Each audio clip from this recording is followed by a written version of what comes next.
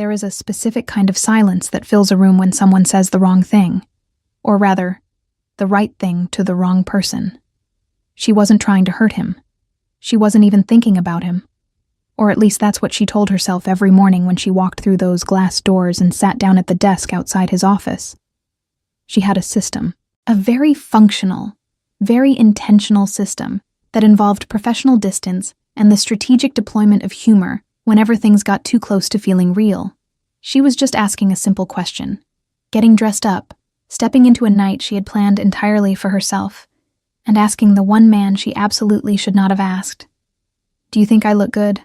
I have a date tonight." What happened next changed everything.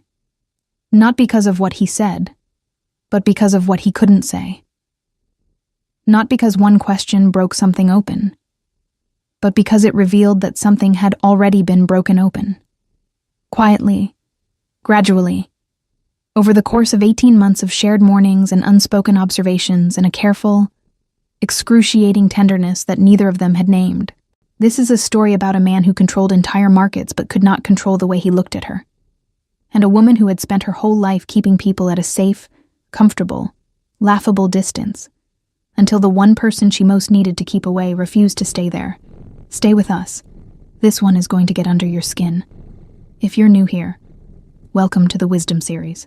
Subscribe so you never miss a story, and drop a comment below. Have you ever used humor to hide something real? We would love to hear from you. The story begins in the spring of 2022, on a Monday that felt, as most Mondays in Manhattan do, like a punishment for having enjoyed the weekend. Arabella Flynn was 27 years old, and she was running exactly 4 minutes late, which was unusual for her because Arabella Flynn was never late. She didn't allow herself to be.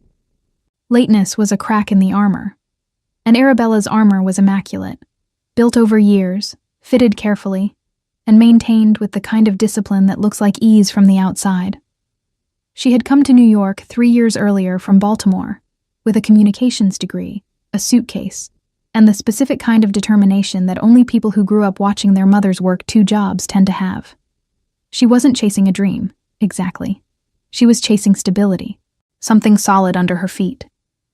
She'd had enough of floors that shifted, enough of mornings where the quality of the day depended on variables she couldn't predict or control. She had decided, at some point in her adolescence, that she would build a life she controlled, a life where she knew all the variables. She had, on the whole, succeeded. She had good work, and a good apartment, and a good friend and a mother she called every Sunday. She was fine. She used that word a lot. Actually, fine. She had learned very early that fine was a full stop, a conversation ender, a door politely but firmly closed. Nobody pushed past fine. The job at Bay Capital had come through a recruiter she'd worked with twice before. The listing was straightforward. Executive assistant to the CEO, high pressure, high expectations, competitive compensation. The recruiter had added, in a hushed voice over the phone, that the previous 2 assistants had left within 6 months each. One citing the hours, the other citing simply that Mr. Bay was difficult. Arabella had asked what difficult meant. The recruiter had paused just a half second too long. That, Arabella had decided, was enough information. She took the job. Woo Rim Bay was 34 years old when they first met, the founder and CEO of a private equity firm that managed assets most people couldn't conceptualize without sitting down first. He had built Bay Capital from a small fund at 26 with 3 investors and a borrowed conference room in Midtown, and by the time Arabella walked through the doors on that Monday in April, the firm occupied the top 2 floors of a glass tower on Park Avenue. He had not gotten there by luck, or by inheritance, or by the kind of fortunate accident that sometimes produces success. He had gotten there by being, in the specific way that very few people are, genuinely exceptional at understanding the logic beneath things. He was, by all measurable standards, exceptional in a way that had nothing to do with spectacle. The kind of man who made a room recalibrate the moment he entered it, not through noise, not through charm deployed like a weapon, but through stillness. Woo Rim Bay was very, very still. He spoke in complete sentences and never repeated himself. He listened in a way that made people feel observed rather than heard. which some people found disconcerting, and which Arabella, when she encountered it for the first time, found interesting. The first thing he said to her during her interview was, "Tell me about the last time you made a significant mistake." Most candidates would have prepared a careful, redemptive answer, something polished. Arabella looked at him for a moment and then said, without blinking, that she'd once triple-booked her previous boss for the same afternoon, which resulted in him having to cancel a lunch with a city council member, miss his daughter's recital, and eat a granola bar alone in a parking garage. She'd spent the next week learning calendar management software that most assistants didn't bother with, and the following month she'd built a redundant scheduling system that her former employer still used 2 years later. Woo-Rim had looked at her for 3 full seconds before writing something in his notebook. He'd called the recruiter that evening. Arabella started the following Monday. The first 3 months were exactly what the recruiter had warned her about. The hours were long. The standards were exacting. Woo-Rim did not do small talk. He did not soften requests with pleasantries. He didn't say, "Good morning," in the traditional sense. He said it the way a person might confirm a weather report, noting the day had begun, and considering that sufficient. But he was not unkind. That was the thing that the previous assistants had perhaps missed, or perhaps couldn't access because they'd been too busy being offended. Woo-Rim wasn't difficult because he was cruel. He was difficult because he was precise, and precision, in a world of approximations, tends to feel like coldness to people who are used to warmth as the default setting. He did not perform warmth. He didn't have patience for performances of any kind. He found them inefficient.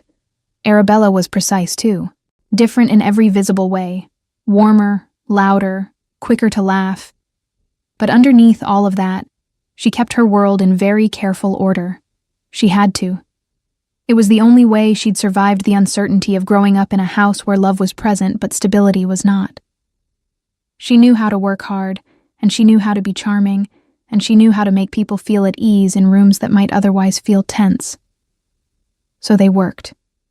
And they worked well, in the particular way that 2 instruments in different registers can make music together, each distinct, each indispensable, each contributing something the other couldn't. By the time she'd been there a year, Arabella had become the person the whole office ran through. Not officially. Officially, she was the CEO's executive assistant. But practically. She knew the cadences of the floor, the egos and alliances, the unwritten protocols. She knew which analysts needed encouragement and which ones needed to be trusted to work alone. She knew that the coffee machine on the 42nd floor ran 12 minutes slower than the one on the 41st. She knew that Woo-Rim ate lunch at his desk more often than he should, and that if he missed it entirely, the afternoon would be crisp in a way that was best avoided. She had decoded him in the way that only people who pay very close attention can. She knew things he had never told her. She'd simply noticed, and the strange, uncomfortable truth that she would not have admitted to anyone, not to her best friend Camille, not to her mother, not to the journal she kept on her nightstand, was that she noticed because she wanted to, not as a professional cataloging her employer's patterns, but as a woman who had started, somewhere around month 14, to look forward to the particular way he said her name when he walked out of his office and needed her immediately. It was 2 syllables. That was all. Arabella. But he said it like it was a complete sentence. And she had spent more time than was appropriate thinking about what kind of sentence it was. She chose, consistently and deliberately, to find this funny. She turned it into a joke, to herself, about herself, because that was what Arabella Flynn did. She turned the things that scared her into punchlines before they could turn into anything else, before they could turn into want, before they could turn into risk. She was very good at it. She'd been doing it for years. She would eventually understand, the thing that had kept her from a lot of pain, and also from a lot of living. It was a Thursday in October 2023. Arabella was 28. She had been at Bay Capital for a year and a half. She had a dinner that evening. Not a real dinner. Or rather, it had started as a real dinner, in the sense that someone had asked her, and she had agreed. A friend of a friend. Someone Camille had been insisting she meet for 3 months with the specific relentlessness that Camille applied to all endeavors she considered important. A man named Marcus who worked in architecture and had, according to Camille, a very good jaw and a very easy laugh. Camille had sent 3 photos as evidence. The jaw was, objectively, good. Arabella had agreed to the dinner mostly to get Camille to stop texting her about it. Which was not, she acknowledged privately, a great reason to agree to dinner with a person. But she had been saying no to things for long enough that Camille had started using a different voice, the quiet one, not the enthusiastic one, and the quiet voice was harder to deflect. She'd worn something she hadn't worn in a while, a deep plum-wrap dress that she normally saved for occasions that never materialized. And she'd come straight from work, which meant she'd changed in the office bathroom and done her makeup at her desk with the particular efficiency of someone who has mastered the art of beauty routines in 12 minutes or less. At 6:45, with 15 minutes to go before she needed to leave, she stepped into the doorframe of his office. This was standard. She did it at the end of most days. A brief check-in, confirmations, next day priorities. It had become one of the reliable rhythms of her day, which was itself information she had filed carefully under Do Not Examine. Woo Rim was at his desk, reviewing a document. He didn't look up immediately, which was normal. She waited, which was also normal. He finished the paragraph he was reading and looked up, and then he went very still, which was, in fact, not normal. He was always still, but this was a different quality of stillness, the kind that a person holds when they are preventing themselves from doing something. And I'm heading out. Then, with the ease of someone who has made an art form out of casual, the way she asked questions to fill silences she was afraid of, the way she'd been asking things her whole life to keep the conversational surface moving. Do I look okay? I have a date tonight. The room did something strange. The air in it shifted, the way it does before a storm. Not a visible change. Not anything she could point to later and say, there, that was the moment. Just a quality of attention that was suddenly different. Intensified. Like the moment when you realize something is watching you, and you realize you have been aware of it for much longer than you admitted. You look fine. Flat. The most evacuated word in the language. It was 3 words. But, you look, was just grammar. The word that counted was fine. Fine. The most emptied-out word in the English language. The word that means nothing. The word that people use when they are working very hard to use no word at all. The word that Arabella herself used as armor. She knew what fine sounded like when someone meant it. This was not that. Fine, she repeated. Yes. She looked at him for a moment. Something at the corner of her mouth moved. Not quite a smile. Something more private. Okay, don't wait up. She picked up her bag from her desk and walked to the elevator. In the elevator, she pressed the lobby button and looked at her reflection in the polished steel doors. The woman looking back at her was wearing a dress she'd been saving for no reason. She looked, objectively, better than fine. Something inside her was quiet in a way that was either very settled or very unsettled. She stood in the elevator and felt it, for once, without converting it immediately into a joke. Across the floor, behind the closed door of his office, Woo Rim Bae set his pen down on the desk and looked at the document in front of him. He read the same sentence 4 times. It stopped making sense after the second. He stood, walked to his window, and looked at the city that he had always been able to read like a balance sheet. A system, a set of inputs and outputs that responded to logic and patience and careful analysis. Tonight it told him nothing useful. He had known, in an abstract way, that she had a personal life. Of course she did. She was 28 years old and warm and sharp and the kind of person who filled rooms without noticing she was doing it. There had always been a part of her that was entirely not his, entirely her own, entirely outside the scope of anything professional. He had always respected that boundary. What he had not known, what he had apparently not permitted himself to know, was how much he didn't want there to be dinners, how much fine had been the last word he trusted himself with. He picked his pen back up and made himself read the document. He got through 3 more pages before he stopped pretending. The dinner with Marcus was fine. She would use that word later without irony. The jaw was as advertised. The laugh was easy and genuine.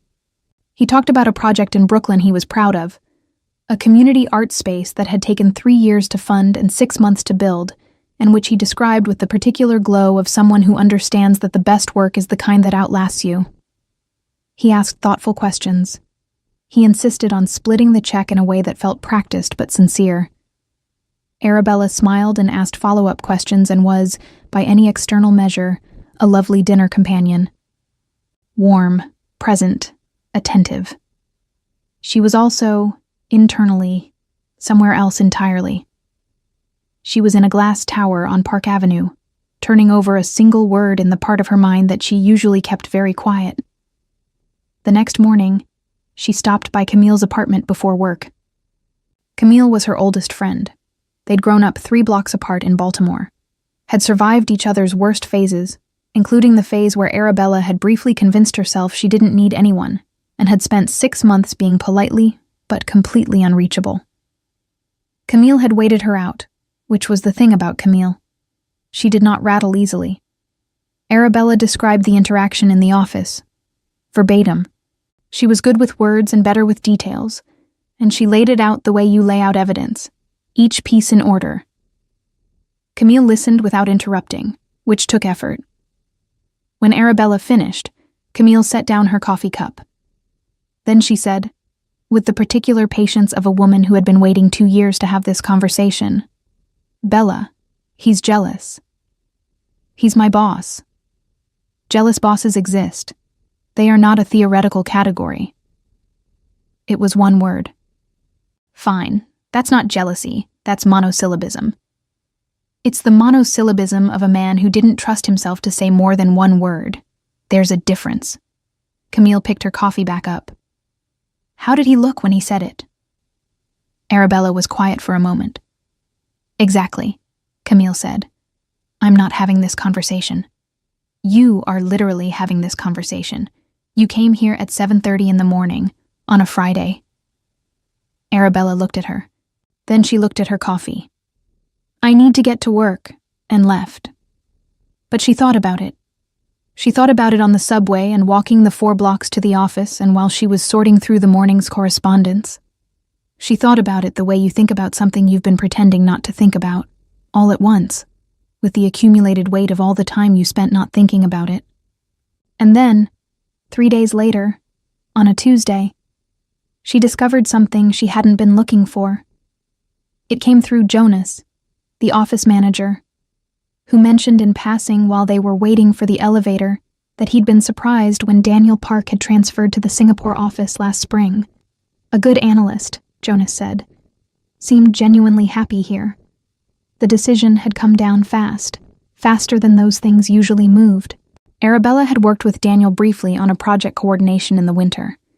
He'd been easy to work with, organized, friendly, one of those people who is quietly competent without making a performance of it. He'd also, she now recalled with sudden and specific clarity, sent her an email last February. She'd seen the subject line, something casual, asking if she'd want to grab coffee sometime, not work coffee, the other kind. She'd been about to reply when the email had simply disappeared from her inbox.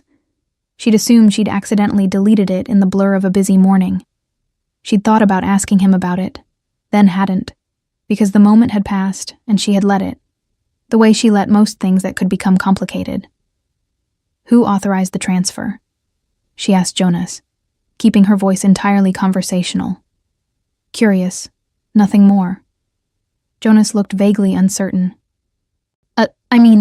Transfers at that level go through Mr. Bay, standard process. Right, Arabella said. Of course. She pressed the elevator button again, even though the light was already lit. She stood in the elevator and she added things up. The email that had vanished, Daniel, gone to Singapore within weeks. The word, fine, with all the air let out of it. The way Wu Rim sometimes paused in the middle of delegating a task when she laughed at something across the room, a pause so brief it barely existed, but which she had catalogued without consciously deciding to. She had filed all of these things under Do Not Examine. She had been very disciplined about that particular filing system. She walked back to her desk and sat down. She stared at the calendar on her screen without seeing it. Then, very slowly, a smile crossed her face. Not a happy smile exactly. The kind of smile that arrives when you realize you have a great deal more information than you've been letting on. Even, and especially, to yourself. She had a decision to make. She could let this stay filed. She was good at that. She had 28 years of practice. Or she could pull the file and see what was in it. A week passed. She said nothing. She behaved exactly as she always had. Efficient, warm, precise, occasionally hilarious at the expense of the quarterly reports. She brought him his 2:00 call notes with the same composure she'd always had. She fielded his scheduling conflicts with the same organized calm. She laughed at things that were funny and did not perform laughter at things that weren't, which was one of the qualities he had relied on about her from the beginning. But she watched. More carefully now, because she knew what she was watching for. What she saw, once she stopped filtering it, was a lot. It was in the small things, as it always is. The way he tracked her across the room when he thought she wasn't looking. Not blatantly, not stupidly, but with the specific quiet attention of someone who has been keeping track of something for a long time. The way attention moved through his jaw whenever another person in the office made her laugh loudly. The parking permit, which she now understood differently. He'd had it arranged for her the week after she'd mentioned, once, in passing, that walking from the street in the rain was getting old. He had not mentioned it. He had just made it happen. He had been paying attention to her in exactly the way she had been paying attention to him. Two people in a room, both watching, neither speaking. She found this both moving and maddening in equal measure. On a Wednesday in November, 3 weeks after the dinner, 2 weeks after the conversation with Camille, 1 week after she'd connected the dots, Arabella wore the dress again. The same plum-wrap dress, same earrings, same heels. She spent approximately 45 seconds deciding whether to do it, and the rest of the morning being very calm about having decided. She waited until he was deep in a document review, which was when he was at his most focused, and therefore most likely to react before he could organize the reaction. She appeared in the doorframe of his office at exactly 6:15, just as the floor was thinning out. He looked up. She watched his expression move through 3 things in approximately 1 second. "I'm heading out early today. I wanted to confirm the Singapore call is still set for tomorrow at 8. She had already confirmed it twice. "It's confirmed. Level, professional. Perfect." She didn't move. She reached up and adjusted an earring. A small, unhurried gesture that she'd practiced until it looked unconsidered. "Do I look okay? I have plans?" The pause was nearly imperceptible. A fraction of a second. It would have meant nothing to anyone who hadn't spent 18 months learning this man's rhythms. To Arabella, it was very loud. Yes. Careful. Like a man reading from a script he'd assembled while she was still standing there. Good. She picked up her bag. "Good night, Mr. Bay." She left. 3 blocks away, she bought a coffee she didn't need, sat on a bench in a small midtown plaza, and looked at the sky going dark between the buildings. She had wanted proof. She had wanted to feel like the one with information rather than the one being managed. She had gotten what she wanted. Instead of feeling powerful, she felt undone. Because the question she'd been asking him, for the second time now, dressed in the same dress, was not entirely a test. The test was what she'd told herself, but the question underneath the question was real. Did he see her? Not the efficient, unshakable, always fine version she maintained every day in that office. The actual her. The one who kept people at distance because she had learned early and well that being seen fully and then left was worse than never being seen at all. The one who was funny because the alternative was being scared. The one who wore a dress she'd been saving and asked a man if she looked okay, and meant, Do I matter to you? She drank her coffee in the cold air and felt the full weight of what she'd been avoiding for a year and a half. She was not performing the question anymore. She had performed it tonight. Yes. But she had meant it. She called in on Monday morning at 7:58, 2 minutes before her shift, and told the office administrator that she would be taking a few days of personal leave. She had the time accrued. She would be available by email for anything urgent. She spent those 3 days in her apartment. She wasn't sick. She was, for perhaps the first time in a long time, being honest with herself about something difficult, and that required a particular kind of quiet. Arabella had learned early that the most dangerous thing she could do was want something she wasn't sure she could have, not because wanting was dangerous in itself, but because she felt things completely. She didn't half want things. She didn't have casual feelings about important things. She went all in, always, and then had to carefully and painfully dismantle that investment when it didn't work out. She'd learned to start the dismantling early, before the want was fully formed. It was more efficient. It hurt less. The problem was that she had been trying to dismantle this one for 18 months and it hadn't worked. She read. She cooked. She reorganized her bookshelf, which was what she did when she was thinking through something serious. On the second day, she called her mother in Baltimore, who picked up on the first ring and said nothing about the fact that it was a Tuesday at noon, and Arabella never called on weekdays. Her mother listened. She had always been a listener. She said, eventually, "You sound like you're working something out." Arabella said she was fine. Her mother said, which contained an entire separate conversation. "I might have let something get complicated," Arabella said, "at work." Complicated how? The feeling kind. Her mother was quiet for a moment. Then, "That's not complicated, baby. That's just scary." Arabella reorganized the bottom shelf of her bookcase. There's a difference. All the difference in the world. At Bay Capital, the 3 days did something. The first day, Woo Rim worked the way he always worked. Fully, without visible distraction. He was a person who worked the way other people breathed, and he had years of practice at making his interior life invisible. The second day, things started to show. He answered emails faster than usual, which meant he was filling time rather than focusing. He stood at his window twice for longer than the view required. He walked to the kitchen, which he almost never did, and stood in front of the coffee machine without making coffee.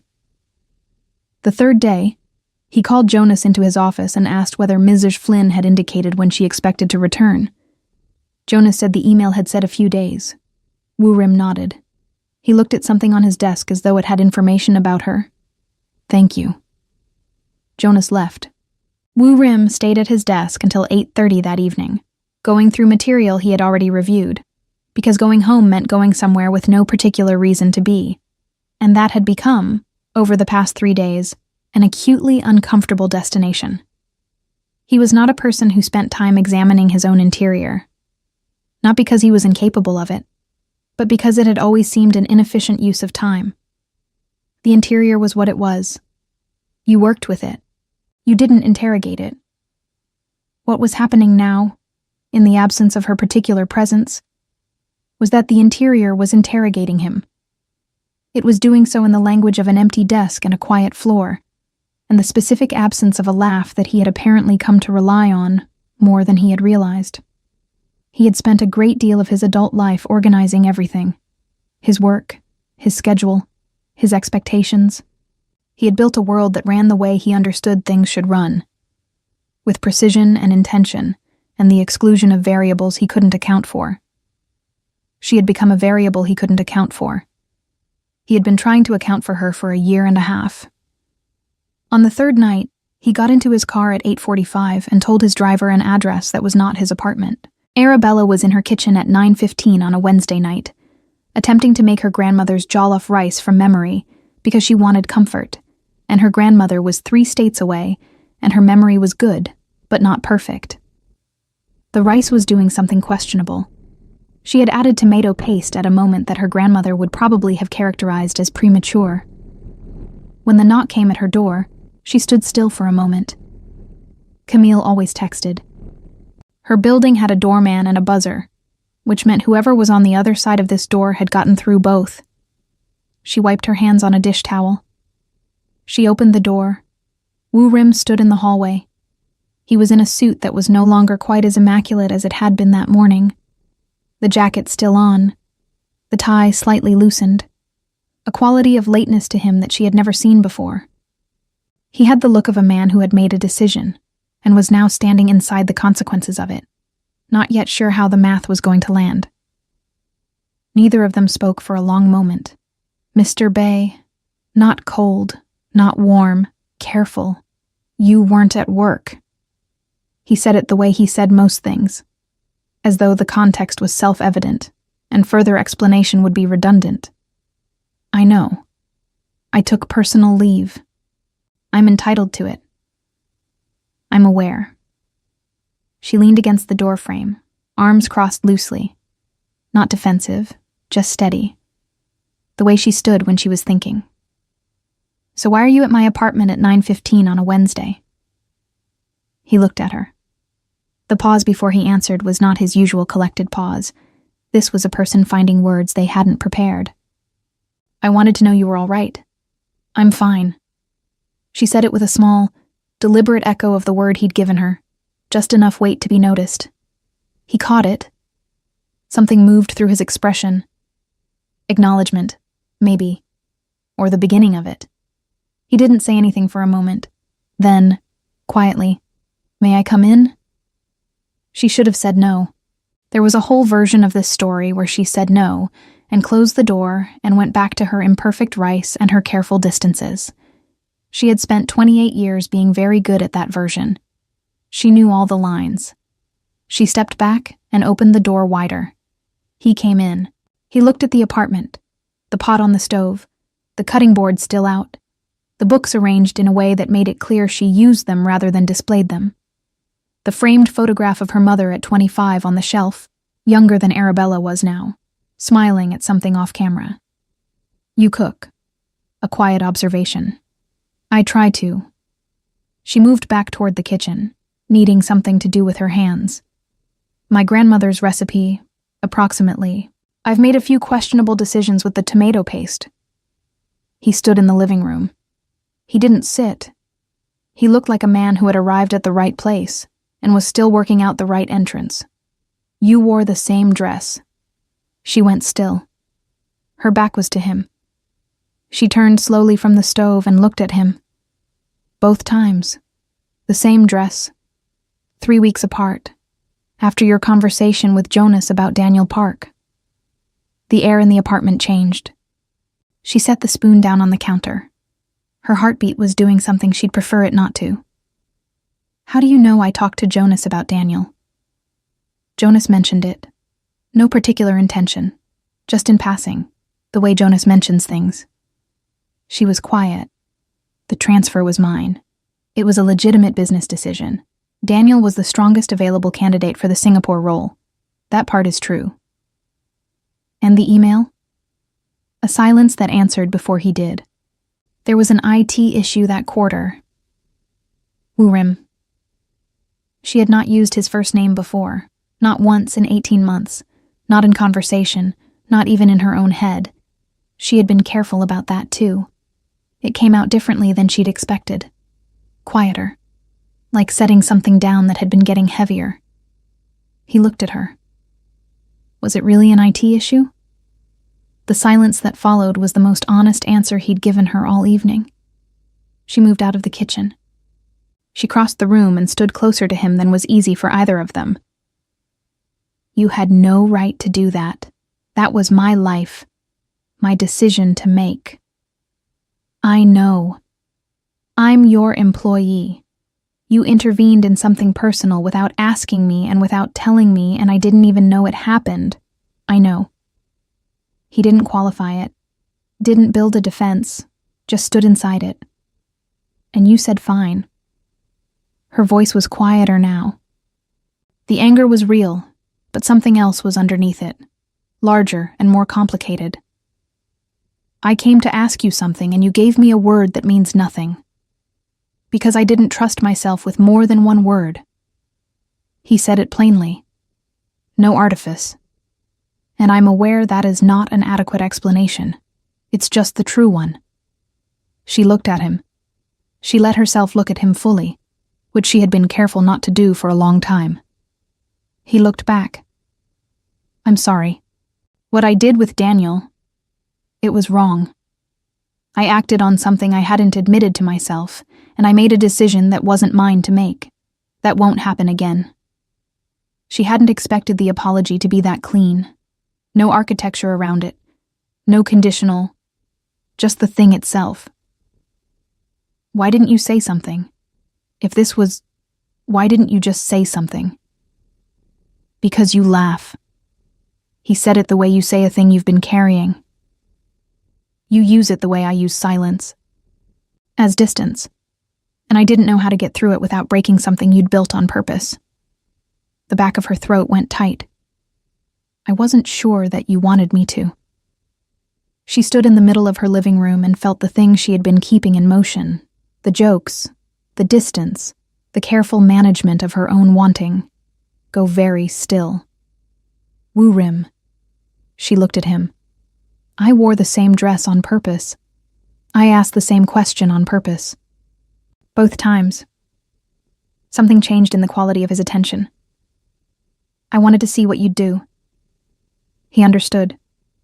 She watched him understand. And quiet. You drove to my apartment at 9:15 on a Wednesday. He crossed the room. She didn't move. He stopped close enough that the distance between them was a decision, not a default. He said her name. Arabella. The two syllables she had heard thousands of times. Except this time something in the way he said it was different. Like a door opening from the inside. I don't know how to do this well. Quiet. Like something he'd been carrying a long time. I have spent a significant portion of my adult life arranging things so that I control the outcome. You are the only thing in my professional life that has consistently defied that arrangement. And I have... A brief pause. And I have found that I have stopped wanting to correct it. She almost laughed. The laugh came out broken. Less like armor, and more like relief. He kissed her. No announcement. No further qualification. Just the decision, made and executed, which was entirely consistent with who he was. She kissed him back, which was entirely consistent with who she was, even if she had spent 18 months arguing otherwise. The rice burned. Neither of them noticed for quite a while. Here is what happened next, and it matters to tell it carefully, because this is not a story about two people who had one big moment and then lived simply ever after. That kind of story is easier to tell, and it is not this one. They talked until nearly 2 a.m, about practical things. First, because they were both, fundamentally, practical people. The reporting structure would need to change.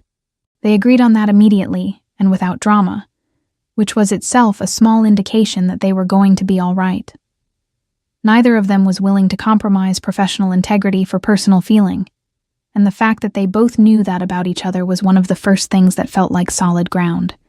Then they talked about the harder things, about what had been true and when, about Daniel, and what it had felt like for her to discover it. He listened without defending himself, which cost him something, she could tell, and which she respected accordingly. She talked about her armor, the humor, the distance, the fine, and he listened to that too, with the particular attention he gave everything, except this time it wasn't professional. She asked when it had started. He was quiet for a moment. There was a day in the first year. A merger review. You'd been there about 6 months. You found an error in the financial model that my analysis team had missed. You didn't make an announcement. You left a note on my desk. She remembered. She'd spent an hour deciding whether to bring it up directly or leave it for him to find. She'd chosen the note because she'd wanted him to encounter it without her standing there, because she hadn't been sure of the protocol, and she hadn't wanted to seem like she was overstepping. The note said, Page 44. Check the depreciation table. Signed, Arabella, as if I wouldn't know who else would have left it. Something moved through his expression. I read it and thought, this person is going to be a problem. She stared at him. A problem? The unanticipated kind. She laughed. The real one. The one that came from somewhere she kept very well protected. I've never done this. The quiet had settled back in. This specific thing. Letting someone in without a safety net. Neither have I. Is that supposed to be reassuring? Probably both reassuring and alarming. A beat. I would estimate about 60-40. She looked at him in the low light of her apartment. You're funnier than you let people know. I only have occasion to be funny around specific people. She held that. She let it land without dismantling it. In the weeks that followed, careful weeks, deliberate weeks, weeks of restructured reporting and quiet honesty, and learning to be in the same space differently, Arabella found herself doing something unfamiliar. Letting herself be known. Not performing ease. Not being warm in the strategic way that managed distance while appearing to close it. Actually letting someone see the parts she'd been protecting. It happened slowly, in ordinary moments. He noticed when she was tired before she said so. He didn't ask about it. He just left a coffee on her desk on the days she came in looking like sleep had been a negotiation, and the coffee was always right. Her exact order. She had never told him. He had observed it and retained it and acted on it, and he had been doing that quietly for longer than she'd known. She asked once, lightly, "How long have you known how I take my coffee?" Without looking up. Second week. She stood there. The second week. You ordered twice in front of me in the first week. You always modify the same things in the same order. It wasn't difficult to learn. You're a little terrifying, you know that. He looked up. You already knew that. Yes, but you weren't supposed to know that I knew. She went back to her desk and sat down, and felt something shift in her chest that she hadn't known was still braced. The coffee was not a grand gesture. That was the point. It was 17 weeks of quiet, unglamorous, entirely uncredited attention. It was the second week. She cried about it privately, on a Thursday morning in her bathroom before work. Not sad crying. The other kind. The kind that comes when something you'd stopped expecting shows up and behaves like it was always going to. She called her mother that evening. She said, "I think I'm in it. I think I actually let someone in, and I don't know how to not be terrified." Her mother was quiet for a moment. Then, "The terrified means it's real, baby. That's not a warning sign. That's just what it feels like when you stop running." Arabella sat on the edge of her bed and thought about running. About how good she'd been at it. About all the things she'd almost had and had moved away from before they could move away from her. Then she thought about a man who'd come to her apartment at 9:15 on a Wednesday night with no plan and a slightly loosened tie. Because she hadn't been at her desk. She thought about the second week. She stopped running. Woo Rim had grown up in a household that prized competence above sentiment and results above process. He had been taught, by example rather than instruction, that emotion was a resource, useful when deployed correctly, expensive when wasted. He had taken that lesson seriously. He had built a life and a company, and an entire interior architecture around it. The architecture had served him. He had made decisions under pressure that other people couldn't make. He had stayed steady in situations that required steadiness. He had been reliable in every way that mattered professionally and in every way that mattered personally, and the places where those two categories overlapped, which was most places, he had been very, very reliable. Here was the thing about architecture. It was not the same as feeling. You could build a very efficient structure around an absence, and you could live in it comfortably enough, and you might not notice the absence until the day something arrived that couldn't fit inside the structure you'd made. She hadn't fit. From almost the beginning, she hadn't fit neatly into the category of professional relationship. Not because she was unprofessional, quite the opposite, but because she had been, from the start, a person. Fully, specifically, inconveniently a person. She had left notes about depreciation tables. She had made the hardest weeks manageable through sheer competence, and the occasional well-timed comment that made him almost smile. She had worn a dress she'd been saving and asked if she looked okay, and he had given her a word that meant nothing because the words that were actually forming in his mind were not words he'd prepared a use for. He had intervened with Daniel because he hadn't examined why he was doing it. He had filed it under professional judgment and moved on. He had been very practiced at that kind of filing. What was undoing him now, slowly and thoroughly and without any of his customary defenses working properly, was the discovery that she had been watching too. That she had come back in the same dress, on purpose, to see what he would do. That she had set the test and passed it along with him. He found this, once he had sat with it, to be one of the most clarifying things that had ever happened to him. Two people in the same room, both watching, both afraid, both doing what they'd always done with fear. And neither of those things being fine, and both of them knowing it, and the whole thing resolving into a Wednesday night, a hallway, a door opening. One evening in December, they were in his office late, going through the Q4 numbers. She was across the desk from him, reading something on her laptop, making occasional notes. He had been reading the same page for 11 minutes. Stop pretending to read that. She didn't look up. I am reading it.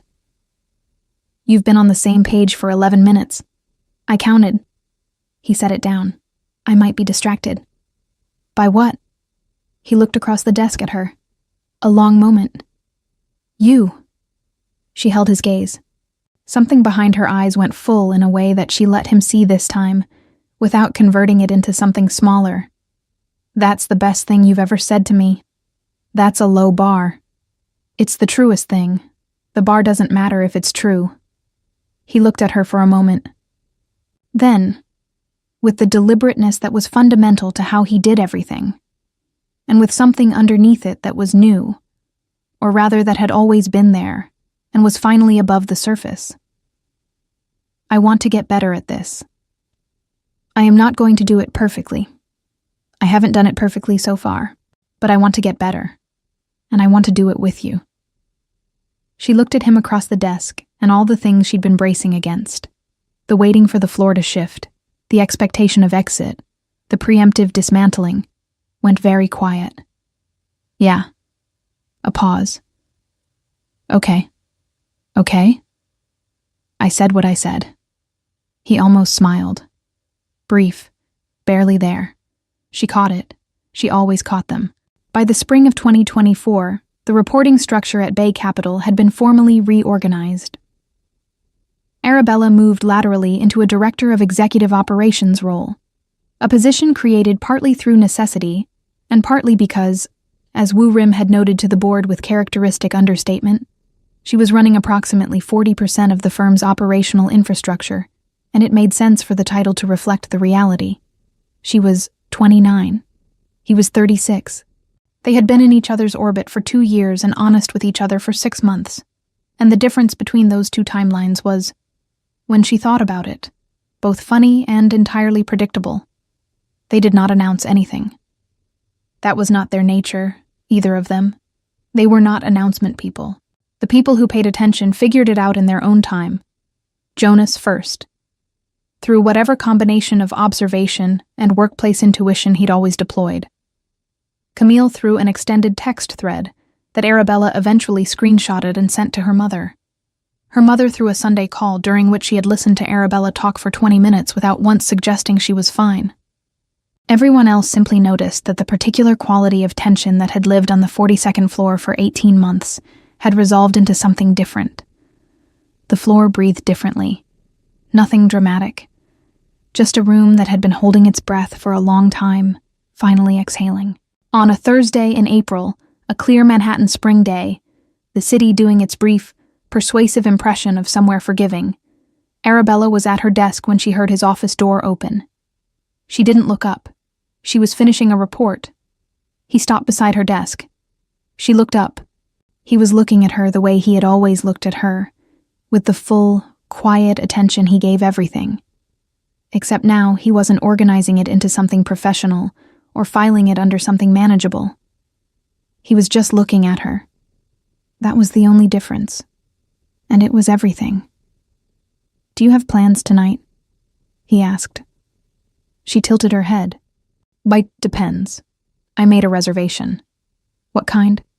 "The kind where we sit across from each other and you order what I already know you'll order and I order something you'll eat half of without asking." She laughed. The real one. Unguarded. Full. The one that filled whatever room it was in. He watched it with the attention he'd always given it. But now without the effort of pretending he wasn't. That's very specific for a reservation. I like specificity." She looked at him. Then, "I look good, by the way, in case you were going to say fine." He held her gaze. When he spoke, it was without inflection. The way he stated facts. The way he read numbers off a document. Except this was not a number, and he was not reading it. "You look extraordinary. You have always looked extraordinary." She let it land. She did not convert it. She did not deflect it, or wrap it in a joke, or hold it at arm's length where it would be safe and small. She let it arrive where it was aimed, in the center of the part of her that had been braced for so long. The floor held 7 o'clock. 7 o'clock. She turned back to her work. He turned back to his office. The city went about its ordinary, indifferent business outside the windows, 42 floors below. Everything was the same. Nothing was... That, she had come to understand, was what it felt like when something real had finally taken root. Not the disappearance of the ordinary, but the discovery that the ordinary had always contained this. Had always been quietly holding space for the moment when two people decided to stop pretending they didn't see each other. She smiled at her screen. He smiled at his wall. Neither of them mentioned it. They didn't have to.